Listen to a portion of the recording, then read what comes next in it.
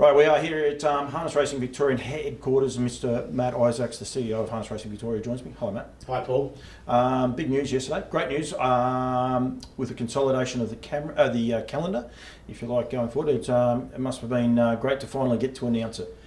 Yeah, we've been a lot of work over a long period of time. It obviously involves working with our stakeholders, Trots Club Victoria, the clubs, and obviously the team here that have done a remarkable job.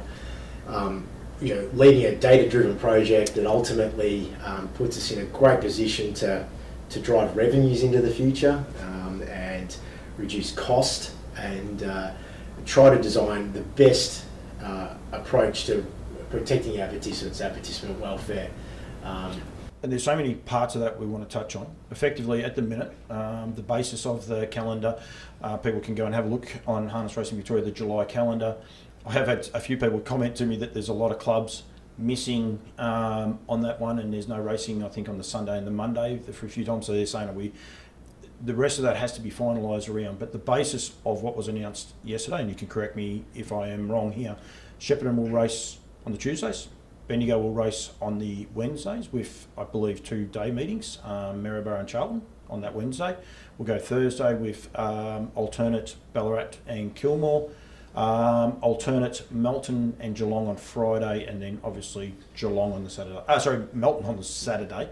Now, Geelong is not on that calendar because they're having remedial work done at their track. I think their lights and a few other things. Yeah, there's a bit to unpack here. I probably won't get into the specifics of July. There's people that will be able to represent that a lot better and more accurately than me. But I think what's really important is that when we embarked on this journey, probably last year, with a combination of the Office of Racing, the Victorian Government, supported by Ernst & Young, who helped us model a current state understanding of harness racing here in Victoria, and then options for the future to best position Victoria for success into the future. We wanted to go away, so we took that, we looked at a lot of the recommendations there, and there's some of those recommendations that just weren't, that we didn't think were palatable at an executive or board level. So we went away, looked at a compromise on that. We worked collaboratively with Trots Clubs Victoria and the clubs to come up with what is a compromise. It's well balanced. It still has great representation of our racing during the day in regional locations. There is no track that is not that was racing that isn't going to be racing into the future. There's no closures. That's right. We've balanced that with getting the right balance and the right representation of our medium clubs, our small clubs, our medium clubs, and our larger clubs playing the appropriate role. And why this is important is where we race is a driver of turnover, betting turnover, and betting turnover drives our revenues. So we realise 98% of our income around betting. So the more people we can get confidence in our product from a betting standpoint, the more people we can drive back into harness racing betting, the stronger we will be into the future, and the more revenues we will realise from reinvestment back into the sport. And that's one thing, and like anyone who watches, I'm not about the punt, but I do also understand that with without the punt, we are in all sorts of trouble. People say we race for ribbons. We will be racing for ribbons if there is no punt. So we have to, but there is so many other sides to this as well, because there is wealth there. There is also consistency, which will make things a lot better. So, albeit that you've said that this is data-driven and around the punt, it's not actually. No. One of the key things, and one of the things I'm so excited about, especially coming into winter, is consistency. People are going to know where they're going to be. I've spoken to a few trainers, their sons and daughters who are driving. They're going to know where their sons and daughters are. So it's going to be so easy. They're not going to have to go and pick up the calendar, look at the TAB app, any of those things. We want people to do that. But they're going to know. They're going to say, Wednesday night's Bendigo, so I know where they are. There was 3 key principles that we designed this around. It was increasing revenues. Yep. It was reducing cost for HRV as an organisation to put the show on, reducing cost for our participants, so things like the fuel burn and obviously wear and tear on vehicles, so the amount of kilometres that people were travelling. And helping streamline the operations at club level as well, so knowing exactly what day clubs are operating. That's a benefit for their volunteers, their workforce, just even basic ordering patterns for food and beverage and hospitality things at a club level. And then thirdly is the participant welfare side of things. We are very cognizant that we are asking participants that are really important to put the show on, making sure that they're on the roads less. We're not asking them to travel too far away from their home base at inappropriate times, etc. None of this is going to be exactly perfect, but it's an attempt to try and alter that to the best of our abilities, but ultimately with compromise and design with those three key principles at the heart of it. There is so many upsides to this, and I've seen a few people question a few things. One of the ones was we'll have people on the roads so much. Going from Bendigo was one of the ones in question. I saw it on Facebook yesterday, and I'm not going to ask you to answer it because for me it seems ideal that you're going to have tracks within an hour of each other racing on the one day, and that's going to it's got so many upsides. People are not going to be travelling all over the countryside. Well, we did a lot of modelling. We understand that exactly what trainer and driver theoretically went to a race meeting last year based on last year's data. We modelled out what our projection of cost saving of fuel might be based on an altered program. And I'll just use one example and touch on one example. A club, an outlying club was at 12 race meetings, moving to 6 in the new program. Based on last year's trainers and drivers participation, it would reduce the travel by 80,000 kilometres a year for all of our trainers and drivers just attending 6 less meetings at that track. Now, it doesn't matter what track that is, but just as an example, they're the considerations we've been looking at. That's not all of it. It's like also making sure that the outlying ones where we're under lights, that maybe we reconsider the frequency of night racing at those locations so we don't have people travelling back at inappropriate times on the roads. But once again, it's not all designed around one key element. It's designed with a lot of those principles in mind. So whether it's increasing wagering outcomes and where we race them at night time is a key part of that. I think I've used the word where I think one of our superpowers is how we present ourselves under lights. I think we're really spectacular, and then that's really important to engage the wagering dollar. And the location, the time slot, the track all play a role in those considerations. And I think when you're programming 446 race meetings a year, times over 4,200 races a year, there's going to be things that work and there's going to be mistakes that are going to get made, and I think that's happened year in, year out prior to even this change. So, but these changes, once again, built with those key principles in mind with the benefit of our industry longer term. Having a committee hat on a few times, I know caterers can be the bane of a lot of clubs' existence. All of a sudden, clubs can turn around and go to a caterer and they can say, well, this is what we are going to have. And that can go from the clubs that are going to have 6 meetings to the clubs that are going to have 50-something meetings.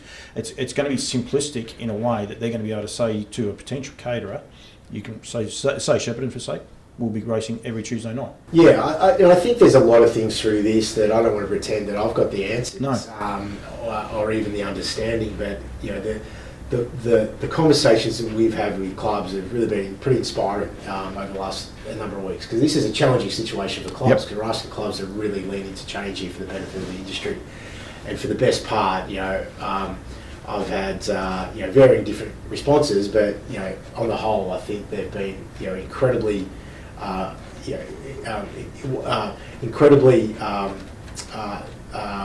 positive. They're really owning the problem. They're trying to help work up solutions where we might not have considered certain things, and we're really wanting to make sure we have a very collaborative and democratic approach to this to get this right. Albeit knowing that we have to reduce the race meetings at some of our small participating clubs and medium clubs to be able to offset that at clubs that are higher turnover clubs. So ultimately, where the customer wants to bet. Yep. So, and there's probably a lot involved in that, but at the end of the day, it is where people want to bet, because again, we need to increase our TAB foothold. So we need a darts game on Tuesday at a pub to have the TAB sitting alongside, because all the boys want to bet on Shepparton Trots, and that be on the TV instead of a game of basketball or something along those lines. Yeah, well, I think our competitive set as harness racing, it's not just competing for the wagering dollar versus greyhounds or thoroughbreds. We are competing against a wagering dollar that's happening within NBA. We've got NBA finals as we kind of go to air with this interview. So we've got NBA finals that a younger demographic will be very much engaged in. So things like in-game multis, etc. We have obviously AFL. So we've got a very different landscape than say 20 years ago for harness racing. So we roughly have around 10% of the market share here from a racing standpoint versus the other two codes. And we'll continue to fight and battle against that. But harness racing nationally, when you start to bring in the whole sports landscape, would become a very small component of the overall wagering landscape. So we have to ensure that we are doing what we can from a product perspective to be able to engage customers, our existing customers that are rusted on and very loyal to wagering on harness racing. But we also have to find ways that we can, as an industry, engage punters that have either left the category or are new to it. And that could be things like combining ourselves, through some of the media things that we can do week in and week out with multiing up with an AFL match, for instance, and getting some new thinking into the category. So some new people, some new wagering participation into the category. And that'll bring new people to those meetings. That's exactly right. There'll be some people looking at it and they're going to say, well, we're not going to go to Shepparton on a Tuesday night because it's too far, so we won't be going there on Tuesday night. And they might look at that in a negative way, but I think probably once after a while, when it all said and done, they can go to their mate's house on a Tuesday night when they get invited out for tea, because they can say, it's Shepparton because it's too far away. They can go to footy training. They can go to netball training. They can do things along those lines. They can actually plan a life, but also then stay as an active participant in the industry because they know that they'll be racing on a Thursday or whenever it is. Yeah, well, to be fair, we race Tuesday nights now, so where that is, and it all depends. This is what I'm saying. So now they can actually plan. A lot more structured. I think if that works well, great. And I think importantly for any of these types of changes, nothing's set and forget. No. We'll need to continue to evolve and course correct if need be. And but what I do know is that the changes that we've modelled, and for the benefit of the viewers, when we have putting on the show, there's cost associated to stewarding. They are paid from when they leave Melbourne.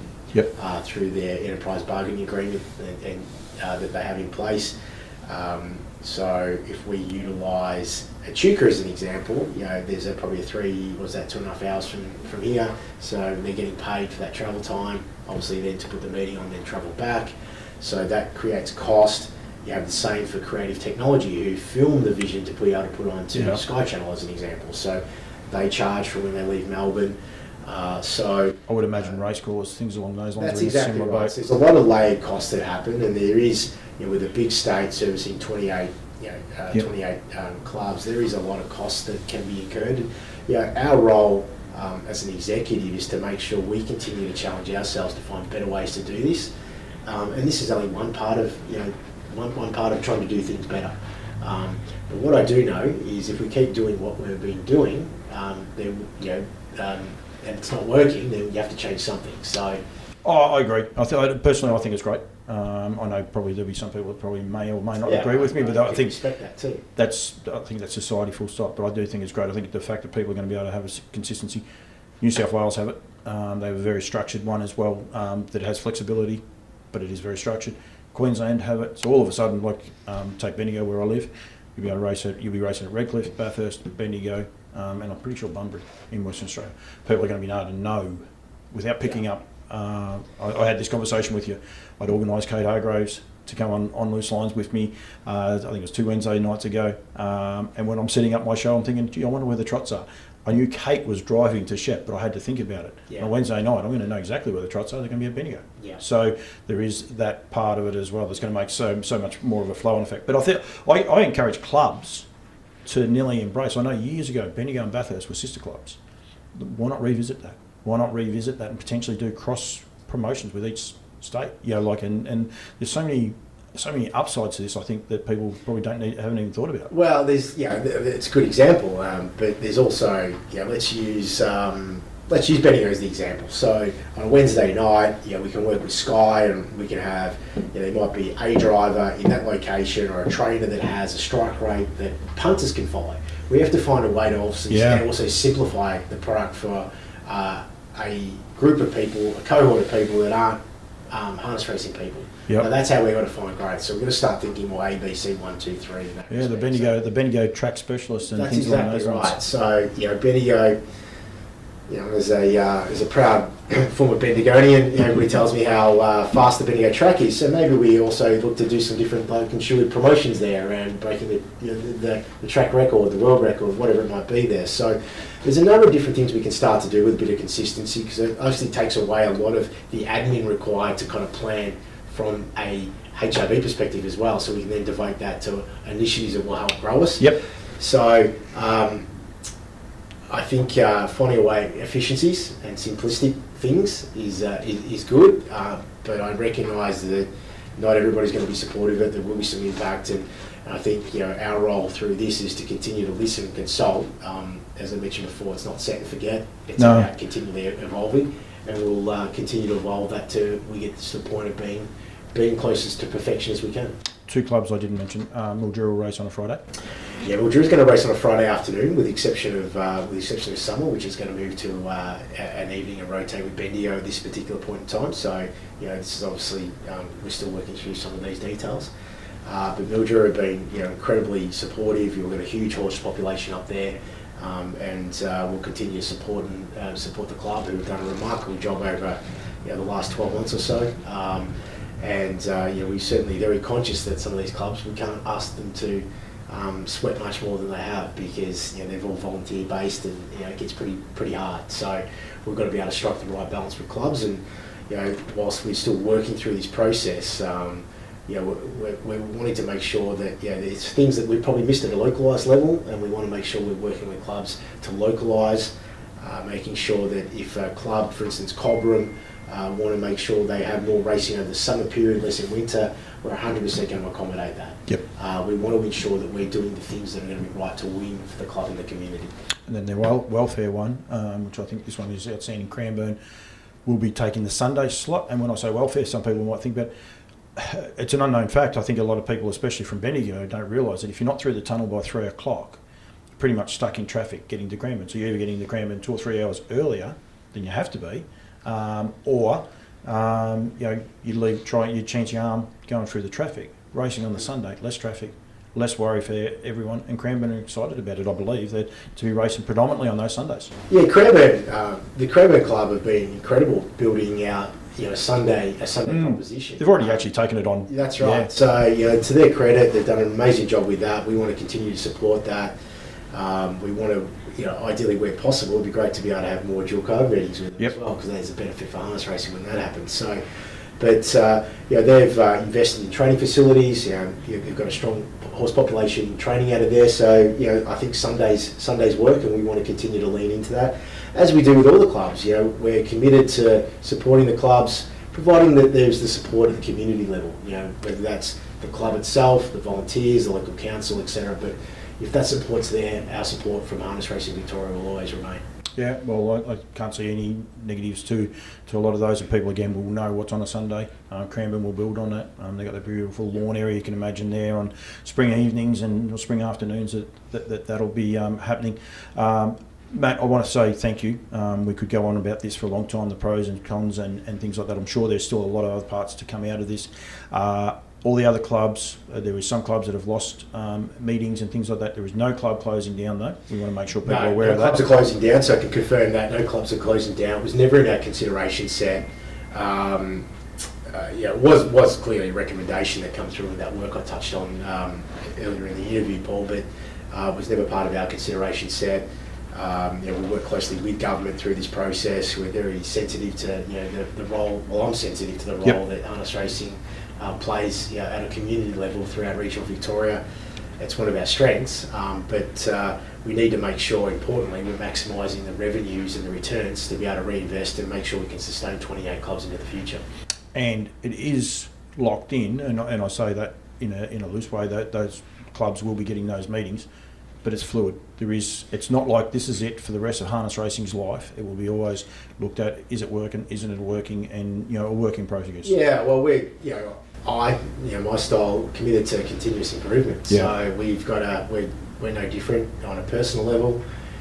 We're wanting to get better ourselves as leaders and as people in terms of specialists within the industry. So we have a pretty open approach to feedback and dialogue here at Harness Racing Victoria, and we'd expect the same back from clubs and other participants. If things are working, I'd love to hear that, but we also want to hear if things aren't working. Yep. We typically hear that one.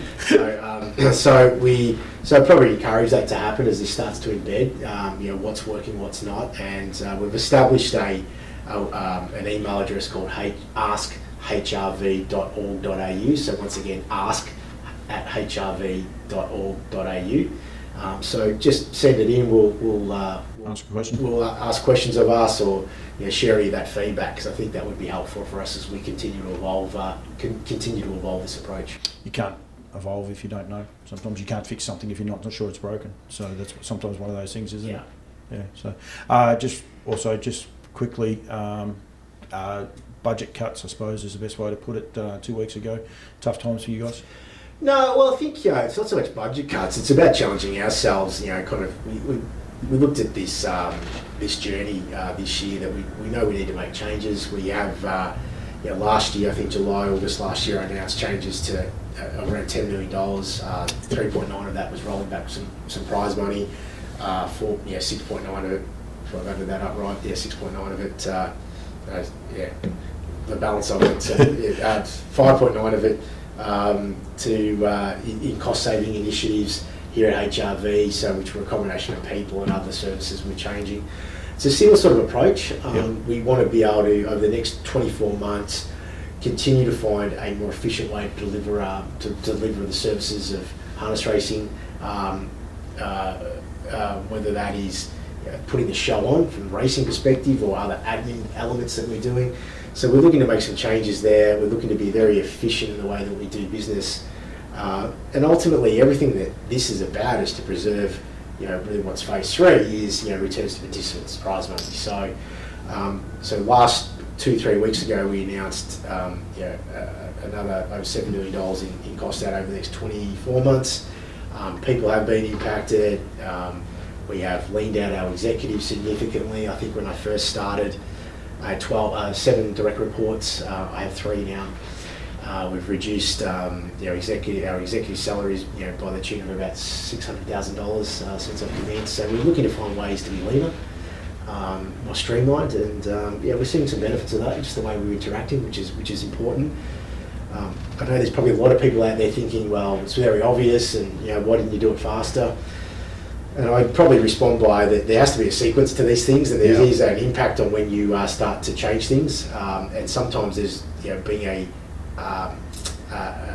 racing authority that has had a significant underinvestment in it for a long period of time. We have technology challenges, and ultimately we have historically old processes that need to be re-established or rebuilt and simplified, and people kind of keep that together at times. So we will continue to right-size the organisation, right-size the approach to servicing the industry over the next 24 months, but we'll do that in a very well-considered and structured way. And that is the reason for it being 24 months and not tomorrow. That's exactly right. So as an example, we provide shared services to a lot of the clubs around bookkeeping, etc., that we provide at a no-cost option. That's something that we are going to roll back. But we have to work with every club and Trots Club Victoria to establish the right approach to that, so they can support themselves. We'll do that over time. We need to be able to establish that over time. We need to be able to set that up, and we have to then also have the confidence as the regulatory body that the appropriate financial governance is in place. So there's a number of different things that we need to put in place there before we can just turn things off. So, but there's other things you can move somewhat quicker on. So, and all of these, including the new racing calendar, is to try and make our industry self-sustainable, which is one of the things that the government want from us, is to be, not holding our hand out all the time, wanting more and more money, race for more prize money, generate more betting turnover. But at the end of the day, is to have harness racing going in the direction that we all want it to be. Yeah, I think it does get pretty hard when there's a lot of negative stories around harness racing, and to be fair, I've been part of that because we've had to deal with some really difficult, really difficult decisions over the last 12 to 14, 15 months since I've been here. So, but we actually have so much that's going well for us. We have such great participants here. We have horses that are competing not just incredibly well against each other here in Victoria, but going interstate, whether it's Catch a Wave going over to WA dominating, whether it's Just Believe, New Zealand the other night. New Zealand, and Greg and Jess training, the double there with Better Eclipse, so for the Auckland Pacing Cup. We've just got so many great examples of that, and we've got great horses coming back into work. We've got the Eureka that's going to be up in Menangle in September, and we'll be well represented there with Victorian horses again. I feel so. There's some great stories, but I think the role of the executive and the board is to ensure that we are making the right decisions, albeit if they're unpopular, but they'll be the right decisions based on data and the appropriate science behind it for the benefit of the industry longer term. And change is part of that. But change is hard, there's no doubt. Matt, thank you. I really do appreciate it. Short notice, and you gave me the interview. I really do appreciate it. Hopefully we've reached a few people, answered a few questions for a few people. Got no doubt there'll be people wanting more questions than that. They'll come in time. But thank you, and well done on the announcement the other day as well. Thanks, Paul. And I just wanted to, while I got the opportunity, just to thank every one of the clubs here in Victoria, Trots Club Victoria as well, for the patience, the understanding of the change that we've needed to make, and we'll continue to work closely with clubs. One of the clear things for me is that HRV needs to work better with clubs to ensure that they're part of the journey, and we'll continue to do that and challenge ourselves to be better day by day, and how we support the clubs and the sharing of information. But we can't do it without clubs, like we can't do it without our trainers and our drivers. And I just thank everybody for their contribution. So and media specialists like yourself. So. Thank you very much, mate. Take care.